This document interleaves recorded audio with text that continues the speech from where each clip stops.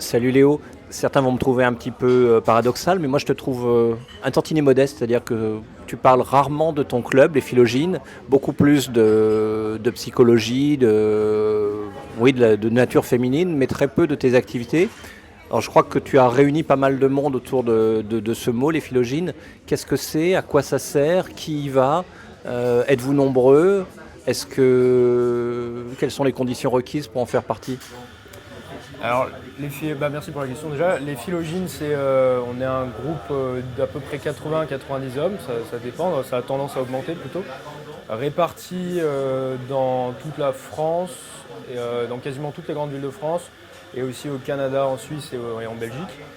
Et le but de ce club, si tu veux, le premier objectif, et c'est la première raison qui fait que les gens viennent, moi je m'adapte aussi aux demandes, hein, c'est d'essayer au maximum de se cultiver en fait, tout simplement, de se cultiver en séduction, bon, pas vraiment de la culture, mais en psychologie, en philosophie, en marketing. Moi j'apporte la psychologie, il y en a d'autres qui apportent leur expertise dans d'autres domaines. On essaie d'avoir un esprit critique par rapport à ce qui se dit d'habitude. On essaie d'apporter des choses nouvelles, de dire ce qu'on n'a pas trop le droit de dire sur YouTube en fait. Soit parce qu'on pourrait se faire censurer. Moi, il y a beaucoup de choses que je dis pas sur YouTube parce que je me suis déjà fait censurer, hein, selon dont je te parle. Et même si je me faisais pas censurer, c'est pas forcément une question de censure YouTube, c'est aussi il y a des choses que tu peux pas dire à un public large. Donc tu es obligé il y a des choses que je ne peux dire qu'à une minorité de personnes. Il y a- Quelles sont ces choses sulfureuses? C'est sur la nature féminine? Ouais, par exemple, sur la nature, sur la nature féminine, il y a des, pour être plus précis, dans la sexualisation, par exemple, le principe de la sexualisation, même, tu peux pas aborder ça sur YouTube devant tout le monde. Il y a des choses aussi. Ça, c'est parmi les choses interdites, on va dire. C'est un exemple de choses, de contenu interdit. Et après, il y a toutes les choses il y a les ponts entre la séduction et la psychologie. Par exemple, quand je parle des liens entre la personnalité et la psychologie, ça, j'ai pas envie de le traiter devant tout le monde sur YouTube, parce que c'est des sujets qui prennent du temps. C'est des sujets qui peuvent. Où on va me dire, ouais, tu catégorises les gens, machin. Donc je préfère garder ça entre nous et utiliser ces théories pour nous, en fait. Est-ce que tu refuses des gens dans ce club des Philogines? Est-ce que tu fais passer un petit entretien d'embauche? Ouais, alors il y a une liste, il y a un formulaire avec des questions. Alors les questions, on m'a déjà reproché le fait qu'elles étaient un petit peu trop générales, un peu trop difficiles à répondre. Donc il m'arrive de reposer des questions derrière quand la personne ne développe pas assez. Mais oui, effectivement, je recale pour te dire, j'ai un tableau où je note le nombre de demandes que j'ai et le nombre de personnes que je fais rentrer. On est ça dépend des semaines. Des fois j'ai des très bonnes candidatures, des fois j'en ai beaucoup de mauvaises. Donc je dirais peut-être la moitié, trois quarts que je fais rentrer. Pas que je recale, que je fais rentrer. Mais comment je fais pour les. Bah, je devrais pas le dire, hein, mais on va dire déjà le niveau d'investissement. C'est vrai, c'est sûr que si la personne me répond une ligne par question, je ne fais pas rentrer. Il y a peu de chances que je fasse rentrer, sauf si je sens que c'est des choses intéressantes. Et dans ces cas-là, je relance avec d'autres questions derrière. Euh, il y a les fautes d'orthographe. Alors ça, c'est vraiment insupportable. J'ai beaucoup de mal avec les fautes d'orthographe, donc c'est vrai que ça joue pas. Il y a l'âge, des fois il y en a des trop jeunes. Mais j'ai fait entrer des mecs qui étaient très jeunes, qui faisaient des présentations incroyables. Et la dernière question, le choix du bouquin ou film préféré, toi ça devrait t'intéresser d'ailleurs, et la justification, pourquoi. Donc il suffit pas de dire Fight Club, hein, et ils me mettent tous Fight Club. C'est vrai que j'aime bien Fight Club, mais faut bien le justifier derrière. Donc ça en dit long sur les gens. C'est une question assez décisive. Et puis je regarde si les motivations correspondent à ce que je peux proposer aussi. Parce que si le gars il arrive et me dit moi je veux baiser toutes les femmes, toutes les meufs, je veux prendre plein de 06, bon bah le gars je le ferai pas rentrer quoi. Ça colle pas. Donc il faut bien qu'il comprenne la double dimension du club, qui est l'aspect intello, pour d'ailleurs continuer à répondre à la question, l'aspect intello, mais il y a aussi l'aspect pratique, c'est-à-dire on va sur le terrain, on va faire des choses qui nous font peur, on va s'entraîner à développer notre créativité, notre intelligence sociale. On va s'amuser tout simplement.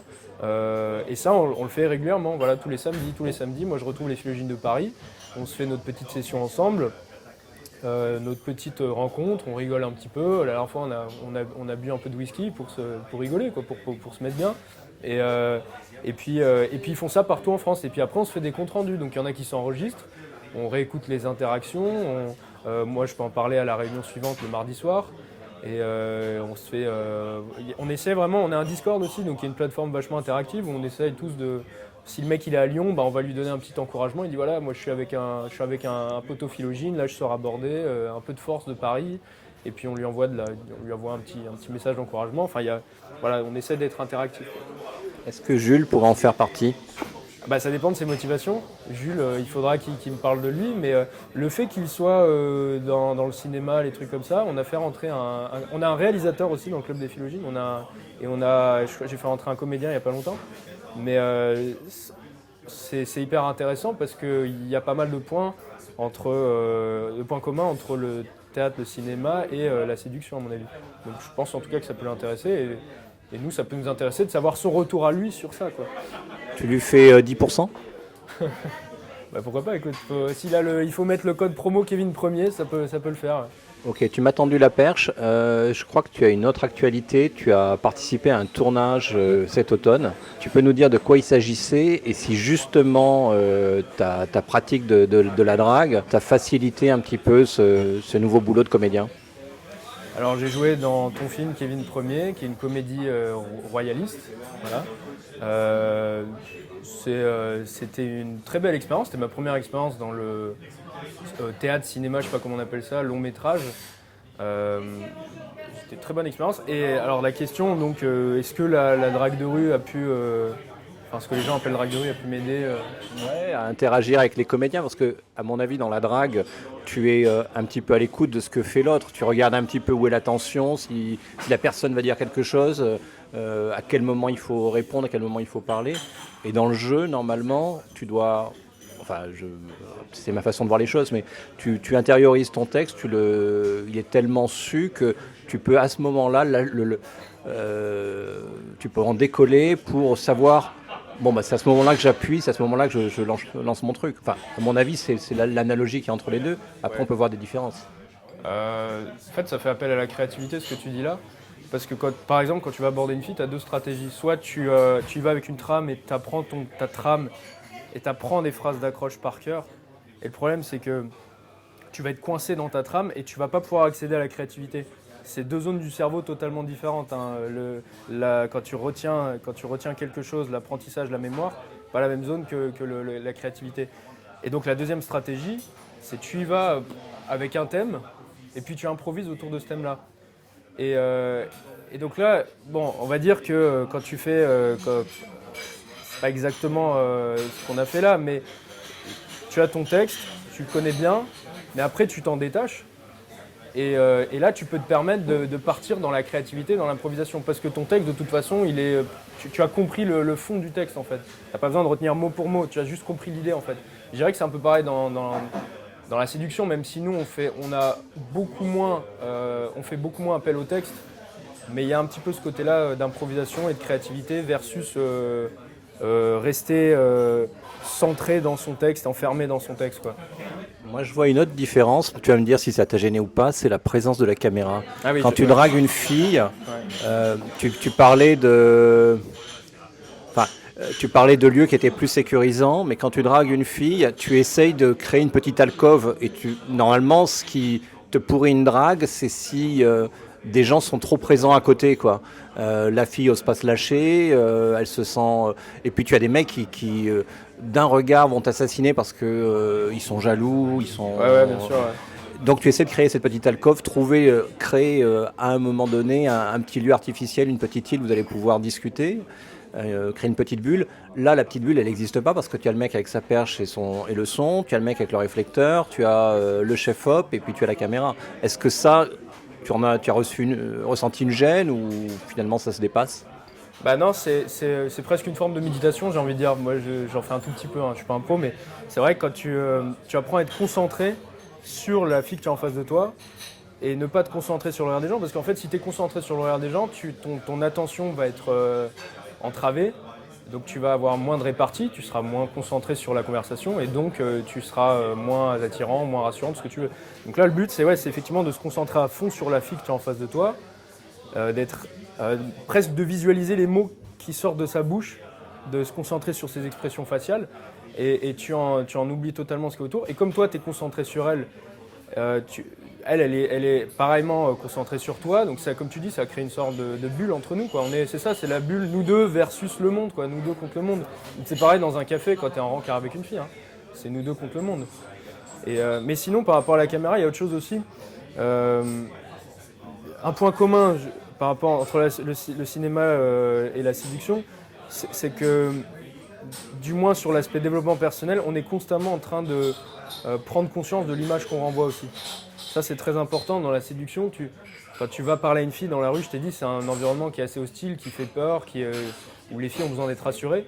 Et tu dois constamment te dire quelle est l'image que je renvoie actuellement. Est-ce que je suis assez rassurant ? Est-ce que je manque de dynamisme ? Est-ce qu'au contraire, je suis trop dynamique, etc. Et donc, tu te mets à la place de la caméra comme tu te mets à la place de l'œil de la fille qui te regarde, en fait. Et quand tu fais du cinéma, je veux dire, à mon avis, c'est pareil. Moi, de ma maigre expérience, j'aurais tendance à dire que c'est pareil. Tu te mets un peu à la place de la caméra et tu te dis comment est-ce que les gens sont en train de me percevoir actuellement. Alors, c'est un peu contradictoire avec ce que je viens de dire du coup avant. Il y a plus simple, hein, tu regardes le réalisateur et tu lui dis ça va. Oui, voilà, le réalisateur, c'est un peu la caméra, c'est pareil. Quelle est l'image que je renvoie auprès du réalisateur ? Est-ce que je véhicule les bonnes émotions ? Est-ce que j'ai la bonne tonalité ? Parce que, par exemple, si je parle actuellement, j'ai peut-être l'impression de parler normalement, mais en fait, peut-être que face à toi ou face à la caméra, en fait, j'articule pas assez. Donc là, hop, je me mets à la place de la caméra qui est en train de me filmer, je me dis, il faudrait peut-être que j'articule un peu plus, parce que pour moi, c'est normal, mais peut-être pas pour la caméra. Je suis peut-être trop monotone, tu vois, il y a plein de trucs comme ça. Quel est le personnage que tu incarnais ? Est-ce que tu t'en souviens un petit peu, ce qu'il faisait, son tempérament ? Est-ce que c'est un rôle de composition ou est-ce que c'était toi ? C'est Boris. Boris est un leader d'un groupe Antifa, si je ne me trompe pas, hein, d'un groupe un peu hippie, baba cool, antifasciste, antipathique aussi. Alors c'est toi ou c'est pas toi ? Toi tu as les cheveux longs, donc le côté hippie peut-être. Mais... physiquement, je crois que j'ai l'apparence d'un hippie. Je n'en ai pas la mentalité, ça c'est certain. Mais oui, je pense que c'est aussi pour ça peut-être que tu m'as choisi. J'ai un peu la dégaine d'un baba cool. Après, non, c'est pour ça que c'était rigolo. C'est que c'est pas du tout ma manière de penser. Donc c'était rigolo. Donc, c'est quoi les préoccupations de Boris ? C'est la nature. Attends, il faut que je me remette dans le truc. Je vois que tu as tout oublié du film. C'était il y a longtemps, mais ouais, c'est ça. C'était la nature. Non, il traite tout le monde de facho en fait, alors que c'est un peu lui le facho en fait. Voilà, je pense que c'est ça le truc le plus important, c'est que il vient harceler les pauvres royalistes en les traitant de fachos, alors que c'est un peu lui qui empiète sur leur terrain, qui est en train de les... C'est lui qui les martyrise, quoi, un petit peu. Ouais. Ce qu'on retrouve souvent dans les manifestations actuellement d'ailleurs, hein, apparemment. Dans mon esprit, il est un peu opportuniste, c'est-à-dire que le côté antifa, gauchiste et tolérance, c'est pour l'apparence et en fait il veut vendre son petit truc, vendre sa petite œuvre et si quelqu'un lui fait de l'ombre, il le dégage par tous les moyens. Les propositions artistiques, même dans des expressions très différentes, peuvent cohabiter. Non, cohabite pas avec la haine, c'est mort. Tu vas pas te mettre en pétard pour un petit logo, ok. Buren fait des rayures, monsieur fait des petites fleurs jaunes sur un fond bleu stylisé. Mais putain, mais tu vois pas que c'est un drapeau nazi? Mais t'es complètement énerve, ma pauvre. T'as été à l'école ou quoi? Non, ça c'est pas un drapeau nazi, il est rouge le drapeau nazi. Ok, c'est peut-être plus Première Guerre mondiale que Seconde. Mais c'est pareil, c'est le même drapeau qui flottait au-dessus des camps de concentration. Vous étiez au courant? Vous avez cherché un petit drapeau sympa sur internet, vous avez trouvé le dessin un peu écoutez, cool. je crois qu'on s'égare un peu là. Hein. Vous étiez au courant? Vous savez ce qu'il signifie? Eh les gars, oh, pas de quartier pour les fachos, hop. Pas de façon dans le quartier!